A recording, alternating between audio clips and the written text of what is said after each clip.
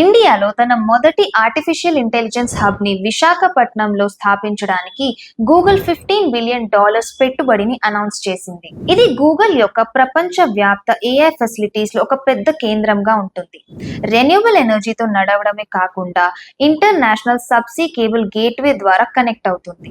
ఈ హబ్ లో గీగావాట్ scale data centres ఉంటాయి. ఇది ఏఐ ద్వారా వివిధ ఇండస్ట్రీస్ లో అభివృద్ధిని ప్రోత్సహించడమే కాకుండా వేల మందికి విలువైన ఉద్యోగాలు కల్పిస్తుంది. ఈ ప్రాజెక్ట్ భారత్ ప్రభుత్వం యొక్క వికసిత్ భారత్ విజన్ కి దగ్గరగా ఉంటుంది మరియు ప్రపంచంలో ఇండియా యొక్క స్థానాన్ని గ్లోబల్ ఏఐ ఇంకా డిజిటల్ పవర్ హౌస్ గా బలపరుస్తుంది. గూగుల్ సిఇఓ సుందర్ పిచాయ్ గారు ఈ hub AI innovation and digital growth ని దేశం అంతటా వేగంగా పెంచుతుందని చెప్పారు. ప్రధాన మంత్రి శ్రీ నరేంద్ర మోదీ గారు దీన్ని ఏఐ ఫర్ ఆల్ అనే లక్ష్యంలో ఒక ప్రముఖ అడుగు అని వివరించారు. ప్రభుత్వం వైజాగ్ సిత్వే డిజిటల్ లింక్ ని ప్రారంభించడానికి సిద్ధమవుతుంది.